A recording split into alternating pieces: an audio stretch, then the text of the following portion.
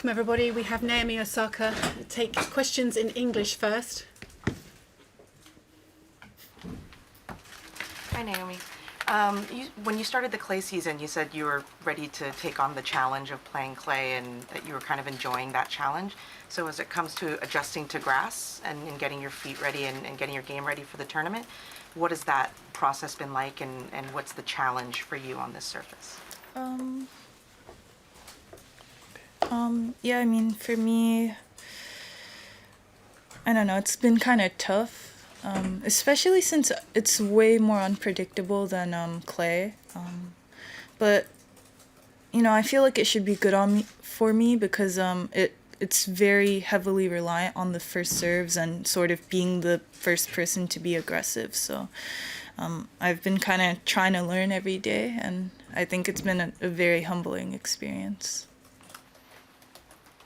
Naomi, I saw you in Birmingham. You were sitting not on the chair but beside it. So, was that an injury, or just what was happening there, and just what was Birmingham like as well? Yeah, I mean, Birmingham was cool.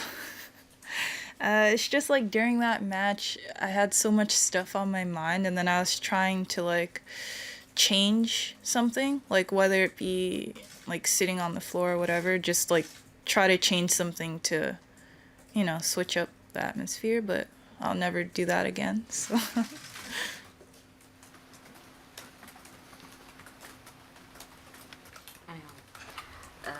I know when you got to number one, you said at the beginning you weren't sure how you were going to feel, and then you felt a little bit of pressure in Paris, and now that you're not number one, but you're still number 2 seed here, how do you describe that short arc for you this season mentally? Yeah, I mean, mentally it was way more stress and pressure than I could have imagined. And I don't think there was anything that could have prepared me for that, especially since I'm kind of an overthinker. So yeah, I think it's better for me now to be, like, I was gonna say lower ranked, isn't that crazy? To be number 2 here, because the only, like, upside is that, you know, if you win the tournament, you're automatically number 1, and that for sure is a really big goal of mine, and I don't have to think about, you know, defending the ranking or anything. So, yeah. Also, I'm really happy for Ashley. Like, she's super amazing, and I think her, just, like, her whole story of how she, like, quit and then came back is super cool. So. As you've grown up, have you become any less of an overthinker, or is it the same? You know the song, More Money, More Problems? Man, oh man. There might not necessarily be more problems, but I'm definitely overthinking more. You said there's not more problems, but there's like definitely more money. So where you? Yo, you did not just. You left it very open. Okay. So what are you like? What are you spending it on these days? I know you're a fashion lover, but anything else? No? I spend a lot on like hair care, and like face masks. I think that's kind of where I splurge a little bit. You gotta get like that charcoal glow, you know? Naomi, does it feel different going into Wimbledon as opposed to the last 2 majors where you felt like there was this Grand Slam streak that you wanted to keep going, and the pressure, and you talked a little bit about, you know, the idea of the calendar slam and all that sort of stuff. Does this feel more like that much different than Australia or Roland Garros felt? No, actually, in Australia, I felt like normal. Like, I felt like how I am now, you know? Because in French, I wasn't even talking to you guys that much. And I know you missed me. But yeah, I think just in Australia, of course, I wanted to win really bad, but I don't know. I didn't know that I would win. You know, like, it was only in the later rounds that thought occurred to me. For me, I just wanted to play well. I really love Australia, so that was the goal going into the tournament. And in French, like, I was just thinking about winning, which is something that I don't really do, and especially on, you know, a surface that I don't typically, you know, have the best results on, so. Maybe there's been some talk that maybe on-court coaching or mid-match coaching would be introduced at the majors, and I'm wondering if what do you think about that, and is there a preference of how it's done? Because there's like the WTA does it where the coach comes on the court, but there's also what they tested in US Open qualifying where a player in the middle of a game can go to the sidelines and speak to the coach. So what are your thoughts on that? I mean, I don't really like what they tested at US Open. I thought it was kind of random, and like the rule is so like you can twist that rule so much, I think, in different ways that you know, like who's to say that person can't be shouting stuff from the sidelines? So I don't know. I think they need to either be more strict on how they're gonna apply that or just not do it at all, especially since it was in the qualies but not in the main draw. I feel like there was a disruption. And then I don't really like the thought of like on-court coaching during Grand Slams because I feel like it's like a tradition. Like you just don't do that. But it would be kind of funny to see like the coaches jumping down from the coach's box to try to, you know, run on court in time. So, you know. Last two questions in English. Naomi, what were your earliest thoughts about Wimbledon before you ever had a chance to be here? You want to hear my thoughts? Okay. I thought, you know, it's so fancy. You know, they're fancy over there. And then I thought strawberries and cream. And then I thought, I don't know. I thought it would be pretty, you know? Like, because it looks pretty on court. I mean, on the TV. So, you look so confused. No, not at all. Okay. I'm just asked. That's why I asked if you want to hear my thoughts. Like, it's not normal. Yeah, I thought it looked pretty, so I wanted to come here in person, which I did. And how old were you when you had those first thoughts, would you say? In what order? Because the fancy part was probably relatively young. Strawberries and cream, probably a little bit older, and then the I want to come here maybe like when I was 12. Naomi, speaking of young Naomi, Coco Gauff became like the youngest qualifier ever in Wimbledon history. What do you remember about yourself when you were 15?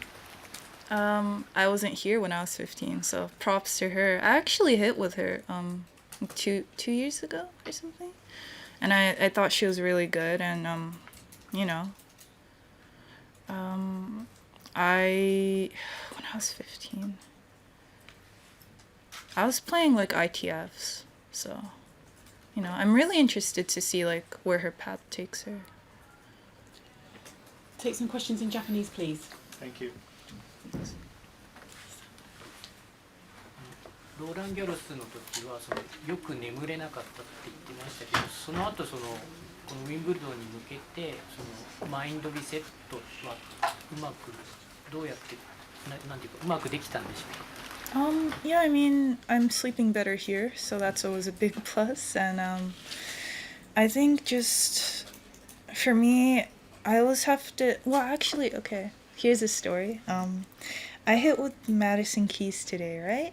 And then I was hitting with her, and I was thinking like, oh my God, she's so talented. Like she's doing stuff that, you know, is so impossible to do, and she's doing it so easily, and it's like such a natural thing for her. And then I was thinking, like in essence, for me, people say that I'm talented, but actually when I was in like the height of like where people thought was like super, you know, like when I was winning the Grand Slams and stuff, it was because I was working hard. So I'm not a naturally talented person. You look confused. I'm telling you. I don't think I'm a naturally talented person. I think like I'm supposed to be a hard worker. And that's what I learned from hitting with her today. Sorry, that wasn't even your question. 今の質問の続きなんですけど、マディソンのどういうプレーを見たときに彼女はそのタレンテッドだと思って、どういうところがその自分には自分と違うって、なんで自分はタレンテッドじゃないっていうふうにマディソンと受けて感じたんですか？ Yeah, I mean, she was just like she was serving, and then I don't think I'm a bad returner. She was serving, I would hit the next ball like at her feet, and then she would just hit a winner off of that. And I'm just like, this isn't right. Like, I know I'm not doing anything wrong, but she was like killing me 3-0 like in 7 minutes. I came back from that, but the first 7 minutes were terrible. And I was thinking, I know I'm not doing anything wrong, but she was just like blowing me away, and I don't think like I've ever done that to anyone before. I'm not so sure, but like that sort of, I don't know, level of talent. Like, to me, it's crazy. I don't know how other people see me on the side of the net, but that's sort of how I was processing hitting with her.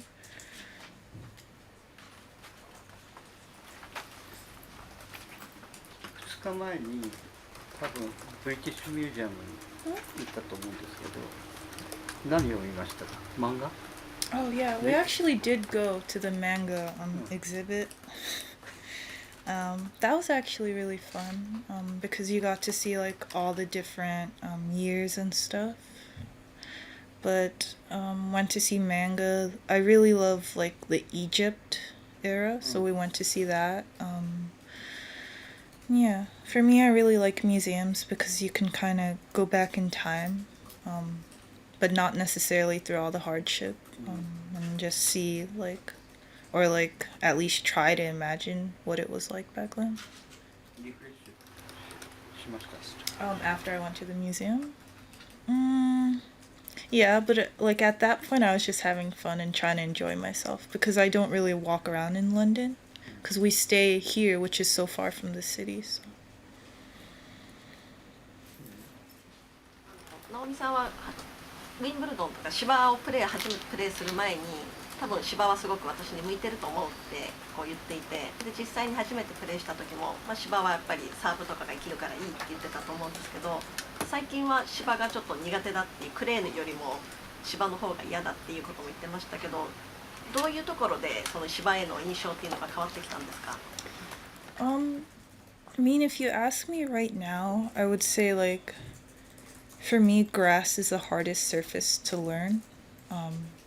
Because I've played on clay, despite the fact that it was green clay when I was little. So I've never played on grass at all until I was like 16, 17. And it's still like every day I learn something while I play here.